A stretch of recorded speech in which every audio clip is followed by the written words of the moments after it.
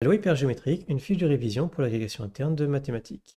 X désigne une variable à taux réel, définition de l'espace probabilisé oméga p. Première partie, ce qu'il faut retenir. X suivra la loi hypergéométrique de paramètres petit n antinaturel non nul, grand petit p en compris entre 0 et 1 et grand N antinaturel tout court, si on a p de x égale k, ce produit de coefficients binomiaux divisé par encore un coefficient binomial. Il faut que petit n soit plus petit que grand N et p fois grand N soit un entier naturel, sinon les coefficients binomiaux n'auraient pas vraiment de sens. On va noter x tilde HNP, l'espérance de x c'est n fois p, la variance de x c'est n fois p fois 1p fois grand N moins n sur grand N moins 1. Reste à voir quel genre de situation va modéliser la loi hypergéométrique. Deuxième partie, intéressons-nous à la situation modélisée par la loi hypergéométrique. Donc, on se place dans une épreuve admettant grand N issu, donc P fois grand N sont les réussites, et forcément 1 moins P fois grand N sont les échecs. On va choisir là-dedans un échantillon de petit n issu. Forcément, dans ce petit n issu, il va y avoir des réussites et des échecs. En bleu, les réussites, en rouge, les échecs. Eh bien, la loi hypergéométrique P de x égale k, ça va compter le nombre de réussites que je vais avoir dans l'échantillon. Troisième partie, la fonction génératrice. Revenons à la définition. On a g de t, c'est la somme pour k égale 0 à n de t puissance k fois probabilité d'avoir x égale k. Injectons là-dedans la formule de la loi hypergéométrique. C'est un polynôme en t, tout simplement. On va mettre sur le même dénominateur et on ne va pas pouvoir faire beaucoup mieux que ça. Donc on va devoir calculer g' de 1 et g seconde de 1 avec cette formule. C'est un polynôme, ça se dérive assez facilement, mais ça va donner des calculs un peu compliqués. Donc, on y va. G' de t, on a le t puissance k qui donne k fois t puissance k moins 1.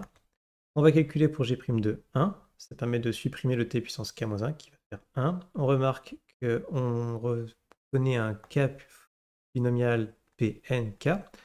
On peut appliquer la formule classique des binômes. On va pouvoir factoriser par Pn, remettre les indices correctement, et donc appliquer ici, grosse astuce, la formule de Van der Monde pour se débarrasser de la somme et avoir juste un coefficient binomial que l'on peut simplifier.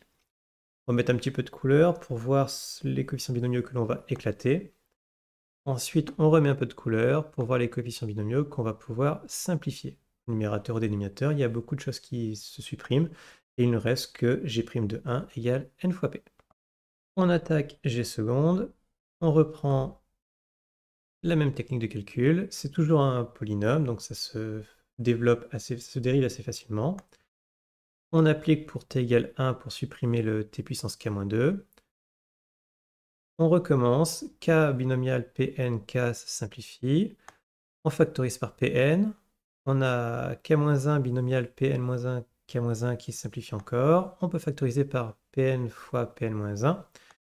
On réindexe correctement, on réapplique la formule de Van der Monde, on remet un petit peu de couleur pour simplifier, on développe les coefficients binomiaux, un petit peu de couleur pour voir les coefficients binomiaux qui vont s'éliminer, et il ne reste plus que p fois pn-1, n-1 sur n-1. Reste à appliquer tout ça pour le calcul de l'espérance et de la variance. L'espérance, ça reste g' de 1, donc n fois p. La variance, c'est g seconde de 1 plus g' de 1 moins g' de 1 au carré. On injecte les formules, on factorise par n fois p. On met tout sur le même dénominateur. On simplifie un petit peu. On refactorise. Et on obtient bien la formule demandée.